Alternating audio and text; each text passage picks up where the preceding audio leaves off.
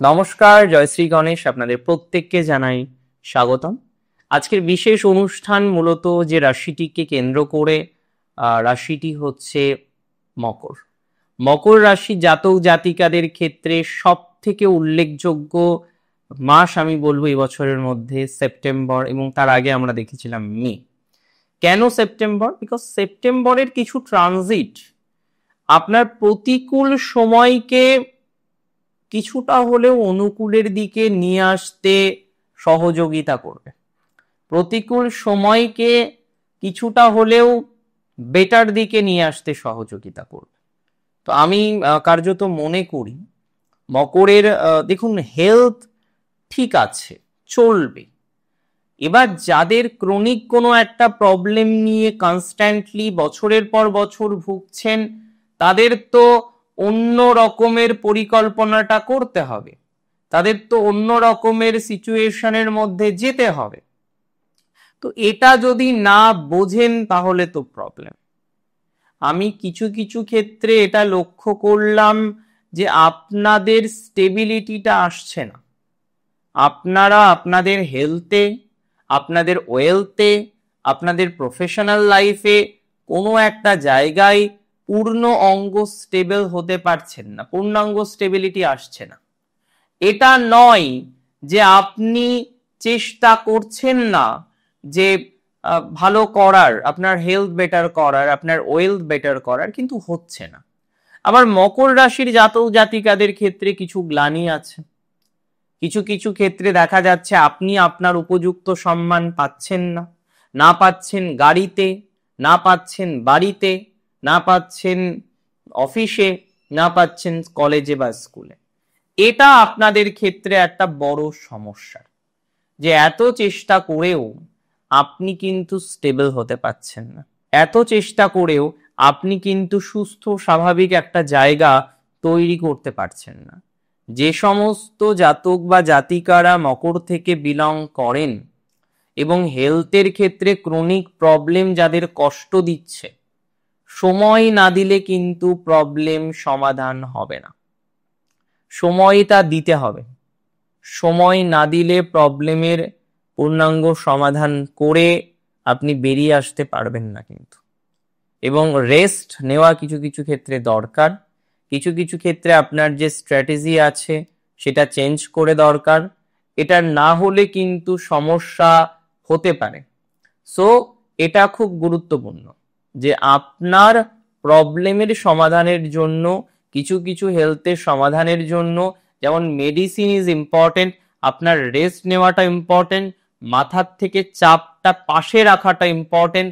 Because এত কিছুর পরেও আপনি আপনার মাথার চাপটাকে কমাতে পারছেন না, আপনি কিন্তু কোনোভাবেই মানসিকভাবে পুরোপুরি সেটেলড হতে পারছেন না। একটা সেটেলমেন্টের বাধা আপনাকে কনস্ট্যান্টলি ভোগাচ্ছে, যে কারণে অনেক ক্ষেত্রে আমরা এটাও দেখলাম যে আপনার গ্লানি সেটা কিন্তু বেশি। অনেক ক্ষেত্রে আমরা এটাও দেখলাম অনেক রকম ভাবে আপনার গ্লানি কিন্তু বৃদ্ধিপ্রাপ্ত হচ্ছে, এবং চেষ্টা করেও আপনি আপনার গ্লানি থেকে বেরোতে পারছেন না।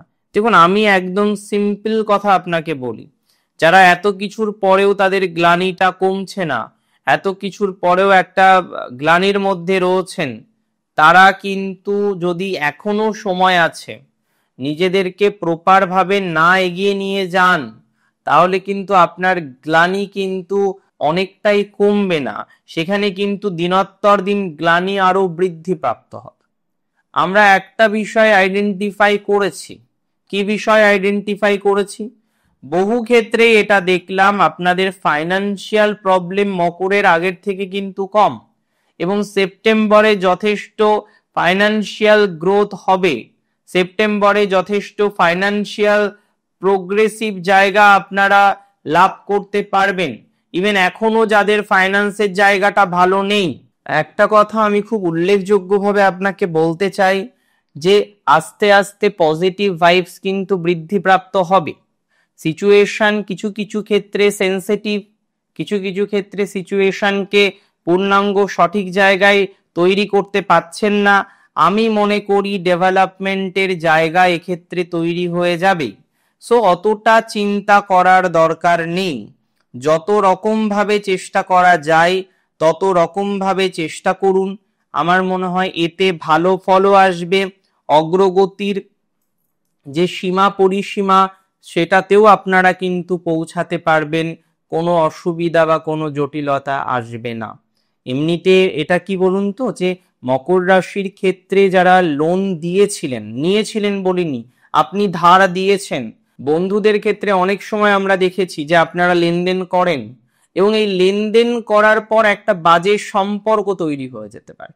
অনেক ক্ষেত্রে লেনদেন করার পর একটা স্ট্রাগল তৈরি হয়ে যেতে পারে।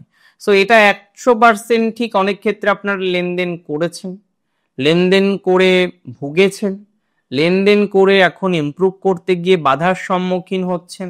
এটা 100% ঠিক যে আগামীতে পজিটিভ ভাইবস আসবে, লেনদেন করে বেটার জায়গায় পৌঁছাতেও পারবেন। বাট এই মুহূর্তে দয়া করে ইনভেস্টমেন্টের ক্ষেত্রে সাবধান, কাউকে ধার দেওয়ার ক্ষেত্রে সাবধান। মকরের অনেকেই খুব বেশি দক্ষ শেয়ার মার্কেটে, কিন্তু দক্ষ হওয়া সত্ত্বেও এই মুহূর্তে আমি শেয়ার মার্কেটের ক্ষেত্রে ইনভেস্ট করতে বারণ করছি। যারা প্রফেশনাল তাদের তো সেটা রুজি রোজগার, তাদের সেটা করতে হবে।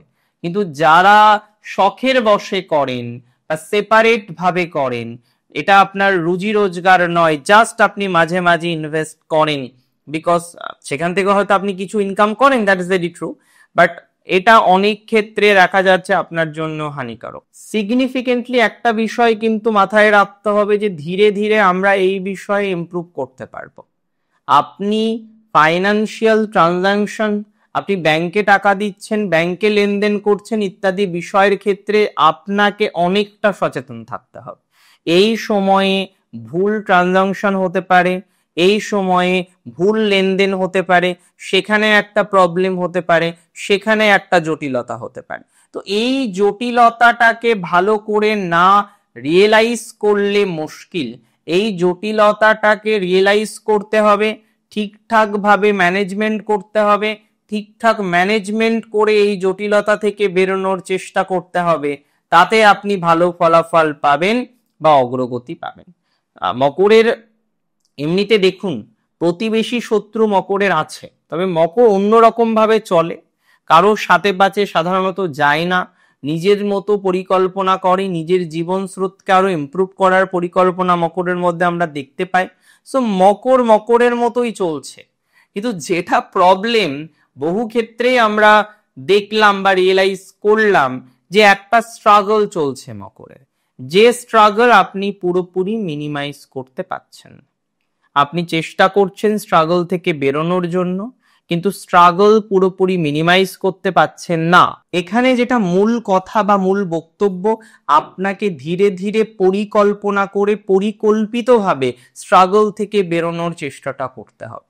আমি মকর রাশি জাতক জাতিকাদের ম্যারিড লাইফ নিয়ে যথেষ্ট পরিমাণে বোঝার চেষ্টা করলাম এবং অনেকের ক্ষেত্রেই দেখলাম যে ম্যারেজ লাইফ রিলেটেড একটা স্ট্রাগল চলছে। এবং আপনি দেখবেন এই ম্যারেজ লাইফের যে স্ট্রাগল, সেখানে ম্যাক্সিমাম ক্ষেত্রে সমস্যা হচ্ছে যে এখানে একটা ডিস্টেন্স, লং ডিস্টেন্স কিছু কিছু ক্ষেত্রে, এবং সামহাউ এটা আমরা আইডেন্টিফাই করলাম যে একটা ইনলস প্রবলেম অলমোস্ট সব দিক থেকেই জড়িয়ে আছে। যে ইনলস প্রবলেম আপনি ম্যানেজ করতে পারছেন না, যে ইনলস প্রবলেমকে আপনি মিনিমাইজ করতে পারছেন না, যে ইনলস প্রবলেম থেকে সম্পূর্ণরূপে বেরিয়ে আপনি একটা ভালো মার্গে পৌঁছতে পারছেন না। তো এটা যাদের হচ্ছে তাদের ক্ষেত্রে কিন্তু সময় দিতে হবে। সেপ্টেম্বরে আমি যেটা লক্ষ্য করছি, আপনাদের কিন্তু কিছু মানুষ যারা আপনাকে হয়তো খুব ভালোভাবে নেন না, যারা আপনার সাথে ওয়েল একটা বিহেভিয়ার করেন না, আপনার সাথে হয়তো ভালো বন্ধুত্বপূর্ণ সম্পর্কটা নেই, আপনাকে নানা রকম ভাবে ব্যথার মধ্যে ফেলতে চান, তাদের ক্ষেত্রে কিন্তু একটা পজিটিভ ভাইবস আমরা পাবো।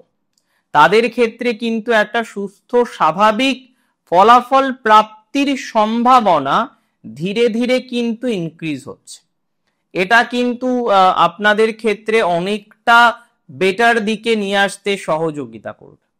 শুধুমাত্র যেটা মাথায় রাখবেন, হঠাৎ করে ইনভেস্টমেন্টটা করবেন না, হঠাৎ করে ফ্যামিলি লাইফে কোনো ব্যাড ডিসিশন নেবেন না। তার মানে হঠাৎ মনে হলো ভালো লাগছে না, সংসার করব না, এবং আপনি পরিকল্পনা করে নিলেন ডিভোর্স করবেন, এই পরিকল্পনাটা হঠাৎ করা যাবে না।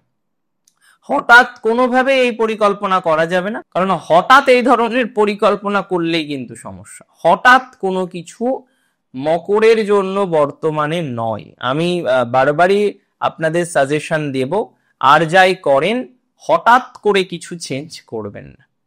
ইভেন যারা নতুন বিবাহ বন্ধনে আবদ্ধ হবেন ভাবছেন, পরিকল্পনা করছেন বিবাহ বন্ধনে আবদ্ধ হবেন, অবশ্যই আবদ্ধ হন, কিন্তু সেখানেও কিন্তু আপনাকে সেফটি মেনটেন করতে হবে। হঠাৎ ডিসিশন নেওয়া যাবে না, ধীরে সুস্থে ডিসিশন নিতে হবে, পরিকল্পনাটা ঠিকঠাক রাখতে হবে। আমি মকরের ক্ষেত্রে দেখলাম অনেকের সাথে পিতা মাতার সম্পর্কটা ডিস্টার্ব হয়ে যাচ্ছে due to some other person. হয়তো ইনলজের কারণে হতে পারে আপনার পিতামাতার সাথে ডিস্টারবেন্স হয়ে যাচ্ছে, হয়তো আপনার পার্টনারের কারণে ডিস্টারবেন্স হয়ে যাচ্ছে। এখানে বেটারমেন্ট আসবে।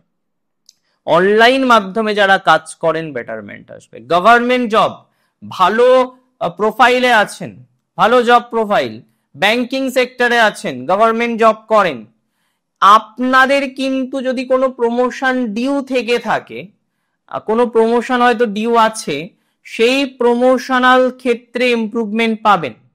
প্রমোশন যদি ডিউ থেকে থাকে, যে প্রমোশন কনস্ট্যান্টলি চেষ্টা করা সত্ত্বেও পাচ্ছেন না, ডিউ প্রমোশন আছে, তাদের ইমপ্রুভমেন্ট হয়ে যাবে।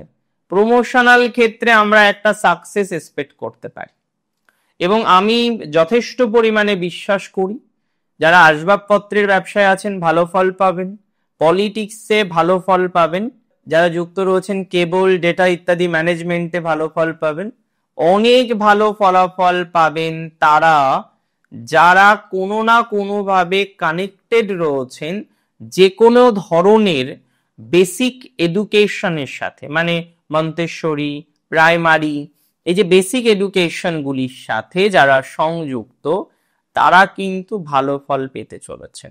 বেসিক এডুকেশনের গ্রোথটা বেশি।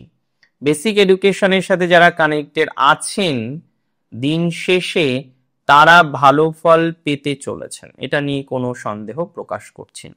দেখুন, আজকের অনুষ্ঠান ছিল সেপ্টেম্বর নিয়ে, অনেকগুলো টপিক নিয়ে আলোচনা করলাম, তবে কিছু বিষয় এখনো আলোচনা করার দরকার। আমরা বোনাস রাশি ফলে বাকিটা কভার করব। অনেক ভালো থাকতে হবে আপনাকে। ভালো থাকুন, সুস্থ থাকুন। জয় শ্রী গণেশ।